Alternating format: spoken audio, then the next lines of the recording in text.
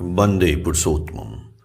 एक ठाकुर जी के एक मित्र नहीं थे, मतलब कि साथ रहने वाले भाई भक्ते मान लीजिए। तो उस समय ठाकुर जी की अवस्था 22 साल की थी। तो लोग होते हैं ना भाई, कोई बच्चा बहुत टैलेंटेड रहता है तो उससे बच्चे सब जो है मित्र लोग भी सलाह लेते हैं कि यार ये बढ़िया बताता है। तो ठाकुर जी सलाह देते थे बढ़िया। तो वो उनके भक्त क्या थे, हाँ मित्र ही थे। तो अतुल चंद भट्टाचार्य नाम था। तो पद्मा नदी, जो ये गंगा नदी है ना, बंगाल में जाकर उनको पद्मा नदी बोलते हैं। तो उसका बहुत जो है पार्ट चौड़ा हो गया है। तो वहाँ पे स्टीमर चलता था इस पार से उस पार। तो स्टीमर पे जो है स्टेशन मास्टर रहते हैं, वहाँ पे रखे जाते हैं। तो स्टेशन मास्टर की उनको नौकरी थी वहाँ पे। तो वो ठाकुर जी से मिलते थे रोज़, और कोई भी समस्या है छोटी बड़ी पूछते थे, बताते थे। तो बड़ा अच्छा लगता था उनको और समस्या का समाधान हो जाता। एक बार उनका ट्रांसफ़र हो गया। तो ट्रांसफ़र हो गया तो सोचे कि अब तो चले जाएंगे यार, तो जीवन की समस्या का समाधान कैसे पूछेंगे। तो आए उनके पास, बोले अरे अनुकूल, आप बताइए कि हम आपसे कोई भी समस्या होती है तो हम पूछते हैं, और हम अब चले जाएंगे ट्रांसफ़र पे, तो मेरी समस्या का समाधान कैसे होगा। इसका समाधान बताइए। अब देखिए, एक तो समस्या का समाधान और उसका भी समाधान बताएं गुरुजी।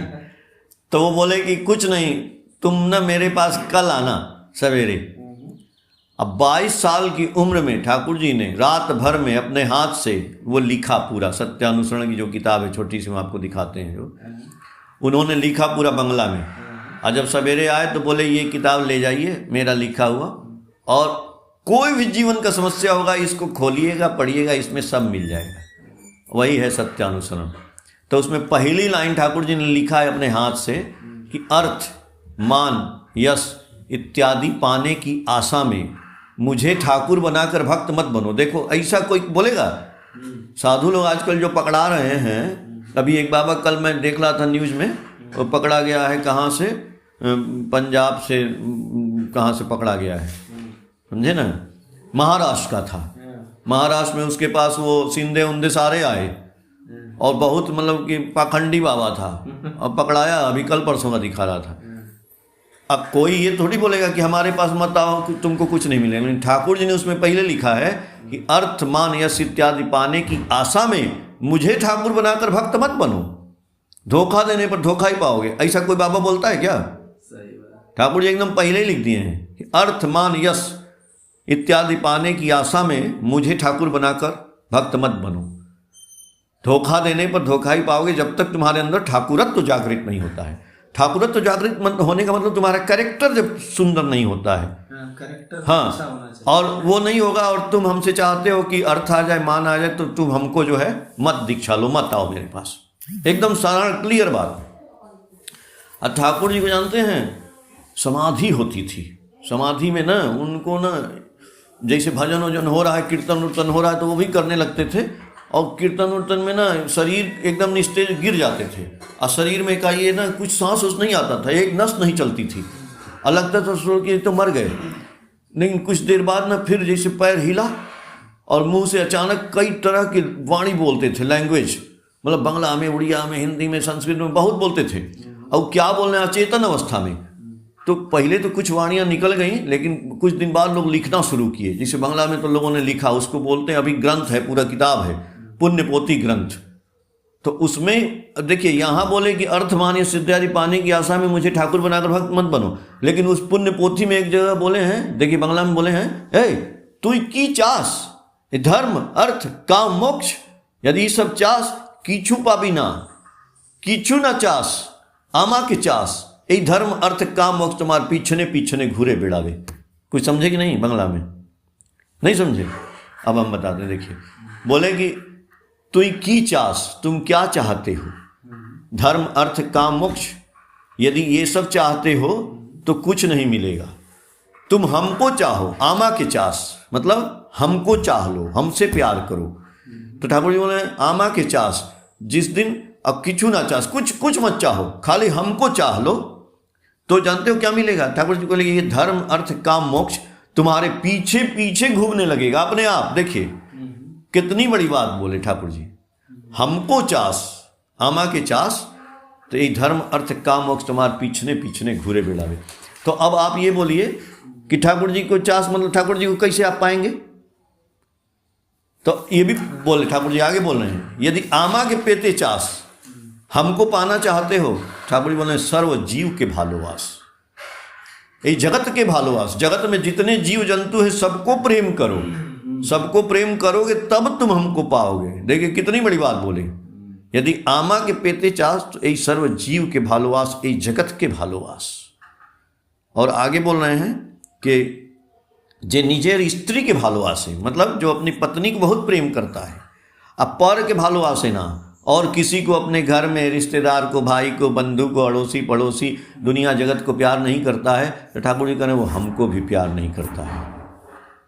कितनी बड़ी बात बोले, मतलब आप सबको प्यार करोगे तो हमको प्यार कर रहे हो, यानी सबको बचाना है। इसीलिए ठाकुर जी बोले कि धर्म का अर्थ कि सबको बचाना, अपने बचना, इसको ही तू धर्म समझना। धर्म कहते हैं ना, धर्म क्या है? ठाकुर जी बोले कि धर्म में सभी बचते पड़ते, संप्रदाय को धर्म न कहते। बोले कि हिंदू और मुसलमान, सिख, ईसाई ये सब धर्म नहीं है, ये सब मत है। इन सबका धर्म एक ही है, कोई भी है, कि बचाना है, और जो बचेगा वही बढ़ेगा। तो बचना और बढ़ना, यही गुरु जी का मेन उद्देश्य है। तो सत्संग का उद्देश्य क्या है? मतलब मनुष्य बनाना, मनुष्य का कारखाना। सत्संग इज रिपेयर द मैन। क्या किए महात्मा बुद्ध, चाहे कोई भी हुए महात्मा, तो वो क्या किए? मनुष्य को रिपेयर ही तो किए। अंगुली माल को क्या किए? रिपेयर किए। नारद जी क्या किए? वाल्मीकि रत्नाकर डाकू था, उसको रिपेयर किए। गाड़ी टूट जाती है, कुछ लोगों ने रिपेयर ना करके उनको मार दिया। वो पखंडी बाबा ना। नहीं तो भगवान राम ने भी जिस रावण को मार दिया। रिपेयर कर रहे थे, जब नहीं रिपेयर हुआ तो क्या करेंगे? रिपेयर करने ही गए थे, सब देवता मिले, बोले, कितना समझाया गया रावण को भी जैसे रिपेयर करना, सबको पहले रिपेयर करने की कोशिश की गई। जब रिपेयर, भाई जो गाड़ी अब रिपेयर ही नहीं होगी तो क्या करेंगे? वो कबाड़ में चली जाएगी। नहीं तो कंस को भी कृष्ण ने जो है रिपेयर नहीं किया। सबको रिपेयर करने की कोशिश किए, लेकिन वो, अरे भैया सबको समझाया गया, वही नहीं, सब लोग समझाया कि दुनिया के मालिक है। अरे भाई और लोग तो बोले ना कि भगवान है, दुनिया के मालिक हैं, इनकी शरण में जाओ। ये वो लोग सोचता ही नहीं था। दुर्योधन ने नहीं सोचा, दुर्योधन सोचा ऐसे ही है। अर्जुन भी नहीं सोचे थे। तो अर्जुन को जब रूप दिखाए तब ना अर्जुन सोचते थे मेरे मित्र हैं, सखा हैं, वो क्या जानते थे भगवान है। जब उनके विश्व रूप को जब देखे तब उनको झटका लगा। अभिमन्यु को लेके कितना उत्पीड़ित थे, तब उनको दिखाए कि तुम अभिमन्यु तुम्हारा कई बार बाप बन चुका, और एक बार में तुम जो है रोने लगे। भाई गाड़ी को हम ही लोग रिपेयर करा रहे, कितना दिन कराएंगे? 20 साल 25 साल, अंत में कबाड़ में जाना ही है। तो रिपेयर जो हो गया, नहीं होगा तो भगवान उसको मार भगाए, नहीं तो कई लोगों को मार देगा। तो जब इसको हत्या नहीं बोलते हैं, इसी को बोलते हैं उसको मोक्ष दे देना।